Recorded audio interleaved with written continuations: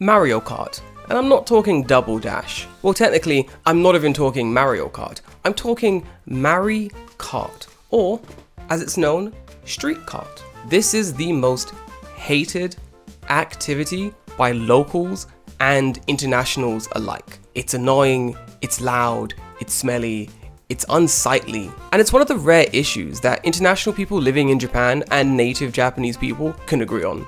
We don't like you. For those that don't know, a brief history, this activity used to be called MariKart. You would dress up as Mario characters and drive around the streets of Tokyo, and that's kind of it. You just kind of dress up as Nintendo IP and drive around Tokyo, and I assume it's a grand old time for all involved.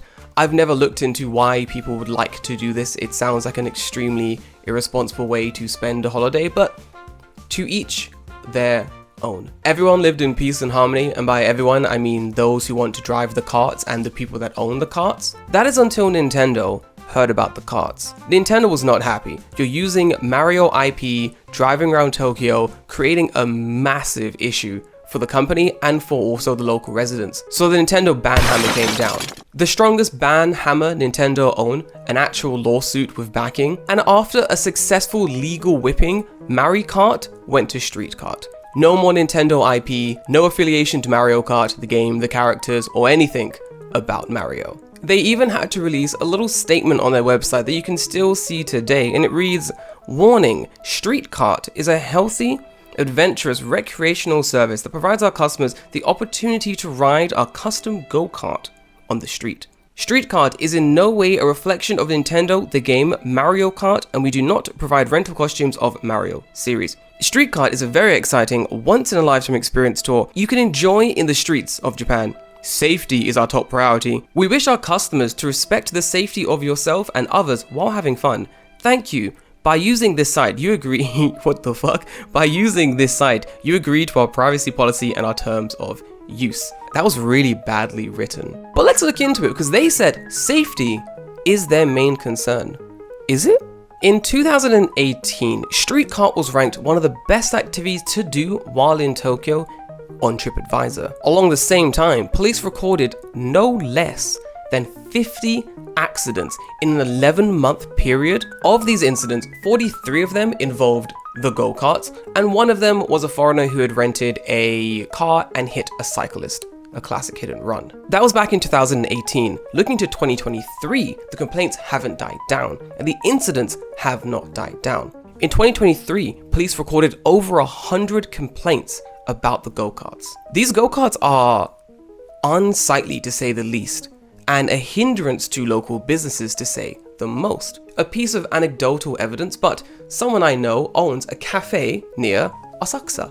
It's right there near the Golden Poop. If you want to check out the cafe, it's in the description. It's a cafe and a hair salon. It is bloody fantastic. They make a really good cold brew, just amazing. It's also really out of the way from Asakusa. So if you're in Asakusa having a grand old time, you need a place a little bit away from, the hustle and bustle of the city, I would suggest this cafe. It's called Hint Station. It's at the bottom, but I digress. Next door to this cafe is one of those go-kart centers where the go-karts start their driving. When my boy bought his cafe, or bought the building that would become the cafe, they didn't disclose that that business was next door. That means during the summertime, they can't open their windows. Because opening their windows in the summertime, yes, will let in some delectable fresh air that you need in the Japanese summertime. But because there are 25,000 carts outside, revving their engine like an episode of Wacky Racers, you're getting a ton of fuel and smog and gas and noise entering this cafe. That is a hindrance on the local business. And although complaints have been made from my boy's business, but also various other businesses in the area, there's nothing much they can do at that time anyway. Let's talk about the dangerous element of the go-karts. I've never done the go-karts. I've never ridden them. I never want to ride them. I never want to get sponsored by them. I don't want to support them. Go away, please. Eradicate yourself from Tokyo and any other area you happen to be in. One review from TripAdvisor described their experience with the go-karts as unsafe. A Tokyo Cheapo reporter called it terrifying, and a writer from Vox said they feared they were going to die. I'll make this clear. You have to have a driving license in order to drive the carts around Tokyo. That just makes sense. You're on the road with other vehicles, you have to have a driving license. be it an international permit, some kind of valid form of translated license. However, the issue is the vast majority of people renting these carts are American or European. In Japan, we drive on the left-hand side of the road. In America, they do not.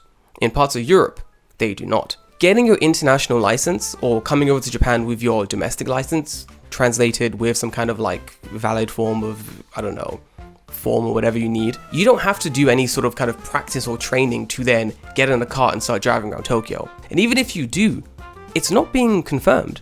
No one in the cart store is like double checking, double confirming to make sure that the documents you're providing are, you know, hung-coded by the big boss upstairs to make sure everything is legit. That is why you're finding there are so many accidents with carts at their center. Not only that, like I was saying before, we're driving on the left-hand side. It's very difficult to then get used to driving what is basically the opposite.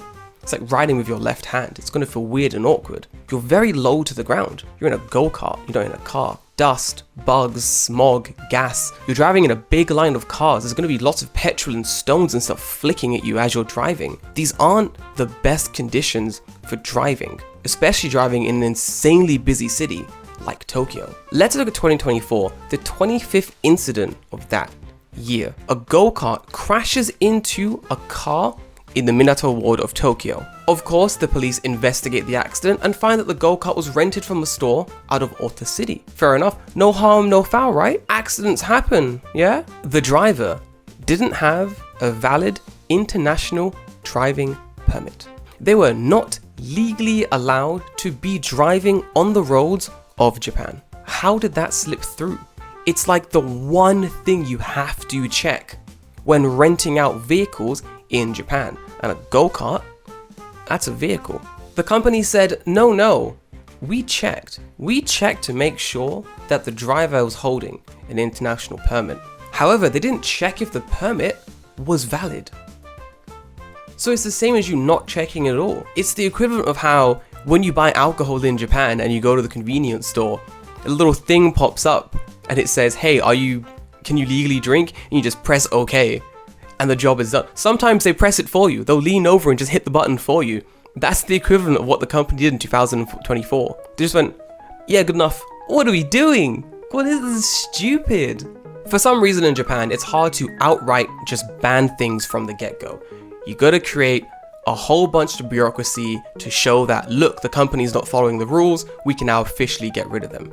And that's what Shibuya Ward is doing. Shibuya Ward has decided they are going to start tightening the restrictions around these go-kart companies, but any go-kart that drives through Shibuya. So how are they tightening down these rules? Well, it's simple. If you're a go-kart company and you want to drive your go-karts through Shibuya, well, that's all well and good. But you need to tell the ward 30 days in advance what you're doing. And by what you're doing, they mean exactly what you're doing. How many carts? How many people? What is your designated routes that you'll be taking around Shibuya? Why Shibuya? What business hours will you be open in general? What hours will you be passing through Shibuya? It's going to be a bureaucratic nightmare for these companies. And I, for one, couldn't be happier.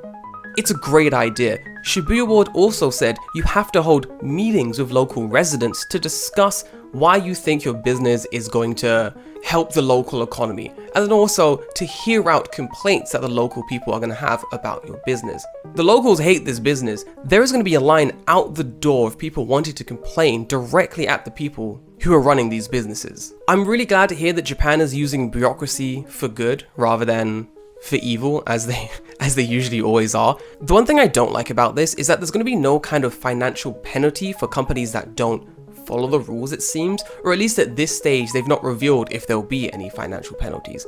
And I think there should be. I think if you're driving a stupid little cart around Tokyo and you take a wrong turn, you end up in Shibuya, I'm thinking 100,000 yen per cart per wheel minimum. Like, you've broken the rule, you know? It has to be done. Otherwise, what's the point? If there's no penalty for breaking the rule doesn't exist. For those wondering when this rule will come into effect, bloody soon. July 2025. That's right, next month. So if you're traveling to Tokyo anytime soon, you may have a quieter experience in Shibuya. It's not gonna be quiet, it's Shibuya. But you may not have a gas-guzzling cart driving around your crossing, ruining your pictures, making everything smell like gasoline. Perhaps if this was taken to a different area, the go-karts were moved from Tokyo to, let's say, a smaller area way outside of the big city, somewhere in the countryside where you have nothing but nice open roads. The local community want you there because you're driving small business, you're getting people to come visit these like different, more interesting areas. That would make more sense to me personally. Comparing countryside city A to Tokyo, yeah, you're not going to be making as much profit being in countryside city A, but you'd be doing a great service, I assume, to this smaller community, implying that they want you to actually be in this community. However, in Tokyo, where they famously don't want you here, but because more tourists are here, that's where you decide to set up. It doesn't feel very, we're here to serve the community, we're here to actually like show off better and more interesting parts of Japan. It feels like big money grab. Guys, let me know if you have driven the carts around Tokyo before. I need to know, how was your experience? Did you truly fear for your life? And would you do it again? I personally will never do it. I'm not going to judge you for driving carts around Tokyo. You didn't make the business. You know, you just had a quick drive in it. But either way, let me know in the comments down below. Guys, once again, hit the like button, hit the subscribe button. Let me know what you guys want to see next. And I'll see you in the next one. Bye bye.